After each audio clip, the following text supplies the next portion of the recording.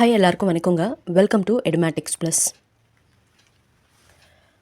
தமிழக பள்ளி கல்வித்துறையில் தற்போது ஒரு முக்கியமான கவனிக்கப்பட வேண்டிய விவகாரம் பூதாகாரமாக வெடிச்சிருக்கு. இது என்னன்னா, மாதிரி பள்ளிகளில் ஆசிரியர்களுக்கே இந்த நிலைமையா அப்படிங்கிற மாதிரி தான் இருக்குது. ஒரு 91 முதுகலை பட்டதாரி ஆசிரியர்களுடைய வாழ்வாதாரம், அவங்களுடைய உரிமை தொடர்பான விஷயம்தான் இது. இந்த 91 முதுகலை பட்டதாரி ஆசிரியர்களும் நம்ம தமிழ்நாட்டில் இருக்கிற 38 மாதிரி பள்ளிகளில் ஒர்க் பண்ணக்கூடியவங்க. கடந்த சில நாட்களாகவே ஆசிரியர்கள் மத்தியில் நிலவர ஒரு கடும் அதிருப்திக்கு என்ன காரணம் அப்படிங்கிறத ஆதாரங்களோட இன்னைக்கு ரொம்ப விரிவாக அலசி பார்க்க போகிறோம். இந்த 91 முதுகலை பட்டதாரி ஆசிரியர்கள் கடந்த 2021-22 கல்வியாண்டில் மாதிரி பள்ளிகளுக்கு பணிக்கு சேர்ந்தவங்க. 4 ஆண்டுகளாக மிகச் சிறப்பாகவும் அர்ப்பணிப்போடையும் பணியாற்றிய இவங்க அரசு விதிகளின்படி தங்களுக்கு கிடைக்க வேண்டிய பொது இடமாறுதலை வாங்கிக்கிட்டாங்க. ஸோ சொந்த ஊருக்கு போகணும், குடும்பத்தோடு இணைய வேண்டும் அப்படிங்கிறது தான் இவங்களுடைய நியாயமான ஒரு எதிர்பார்ப்பாக இருந்துச்சு.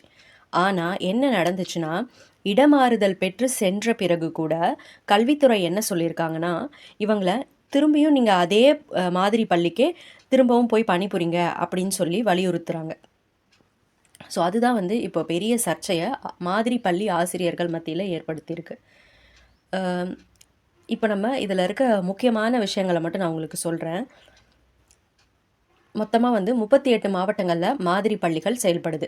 அந்தந்த மாவட்டங்களுக்கு இடமாறுதல் பெற்று சென்ற ஆசிரியர்களை மீண்டும் நீங்கள் வேலை செஞ்ச அதே மாதிரி பள்ளிக்கே திரும்ப போங்க அப்படின்னு சொல்கிறது அவங்களுக்கு ஒரு தண்டனை வழங்குறது போல இருக்கிறதா ஆசிரியர்கள் உணர்கிறார்கள்.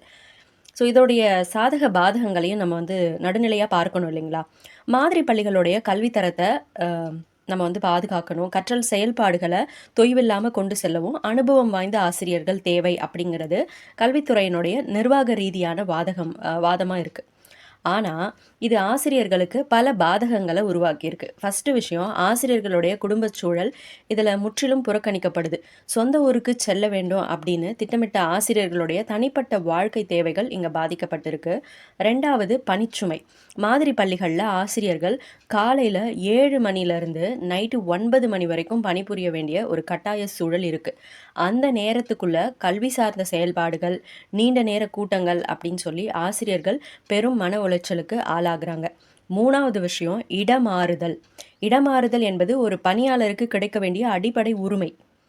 ஆனால் தங்களுக்கு கிடைச்ச அந்த உரிமையை பயன்படுத்த முடியாதபடி மீண்டும் பழைய இடத்துக்கே போங்க, பழைய இடத்துக்கே செல்ல வேண்டும் அப்படிங்கிற ஒரு அழுத்தம் அவங்கள கடும் அதிருப்திக்கு உள்ளாக்கியிருக்கு.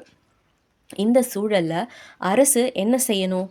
ஆசிரியர்களுடைய குரலுக்கு செவி சாய்ப்பது அரசினுடைய கடமை. கல்வித்துறை அதிகாரிகள் பாதிக்கப்பட்ட ஆசிரியர்களோட சுமூகமான பேச்சுவார்த்தையை தொடங்கணும். மாதிரி பள்ளிகளில் ஆசிரியர்களுக்கான தேவை இருந்துச்சுன்னா அதற்கு புதிய பணியாளர்களை தேடுவது அல்லது தற்காலிக பணியாளர்களை கொண்டு அந்த இடைவெளியை நிரப்புவது அரசினுடைய பொறுப்பு. அது இல்லாமல் ஏற்கனவே இடமாறுதல் பெற்ற ஆசிரியர்களை மீண்டும் வலுக்கட்டாயமாக பணிக்கு அழைப்பது இது அந்த இருக்கிற அந்த சிக்கலை திரும்பவும் தீவிரமாக்கக்கூடிய ஒரு விஷயமா தான் இருக்குது. இந்த விவகாரத்தில் மாண்புமிகு கல்வி அமைச்சர் அவர்கள் உடனடியாக தலையிட்டு ஆசிரியர்களுடைய குடும்ப சூழலையும் அவங்களுடைய மனநிலையையும் கருத்தில் கொண்டு மனிதாபிமான அடிப்படையில் ஒரு தீர்வை காண வேண்டும். ஆசிரியர்கள் நீதிமன்றம் செல்லும் நிலைக்கு தள்ளப்படுவது எந்த வகையிலும் ஆரோக்கியமான சூழல் இல்லவே இல்லை. அதனால் ஆசிரியர்கள் சங்கங்களும் கல்வித்துறையும் இணைந்து ஒரு சுமூகமான முடிவை எடுக்கிறது தான் இங்கே நல்லது. இந்த ஆசிரியர்களுடைய தியாகம் மாதிரி பள்ளிகளுக்கு தேவைதான். ஆனால் அந்த தியாகம் அப்படிங்கிறது கட்டாயப்படுத்தப்படுற ஒன்றாக இருக்கக்கூடாது. ஆசிரியர்களின் இந்த நியாயமான தவிப்புக்கு அரசு என்ன செய்ய போகிறது? உங்களுடைய கருத்து என்ன? இந்த மாதிரியான நிர்வாக கட்டாயங்கள் ஆசிரியர்களை எவ்வாறு பாதிக்குது அப்படின்னு நீங்கள் நினைக்கிறீங்க? கண்டிப்பாக கமெண்ட் செக்ஷனில் இதை பற்றி பதிவு பண்ணுங்கள்.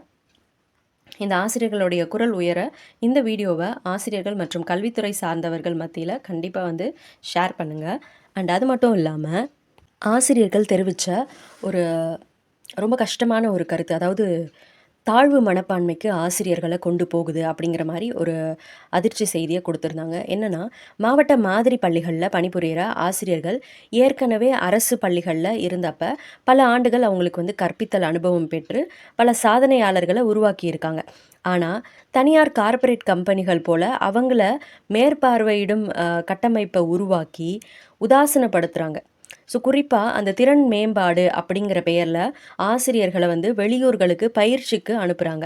அப்ப பயிற்சிக்கு வர பிற மாநிலத்தை சேர்ந்தவர்களோட நம்மளுடைய ஆசிரியர்கள ஒப்பிட்டு, மத்தவங்க முன்னிலையில அவங்கள தரம் தாழ்த்தி பேசி, தாழ்வு மனப்பான்மைக்கு உட்படுத்துகின்றாங்க அப்படின்னு சொல்லி முதுகலை ஆசிரியர்கள் வேதனை தெரிவிச்சிருந்தாங்க.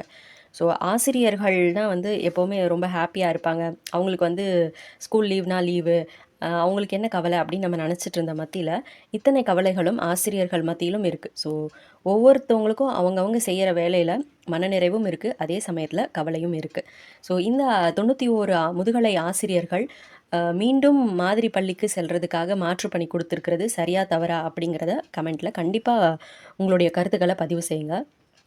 சுதந்திரமாக செயல்பட முடியாத ஒரு விஷயமா தான் நான் இத பார்க்குறேன். நீங்க எப்படி பார்க்குறீங்க அப்படிங்கிறத சொல்லுங்க. Thank you.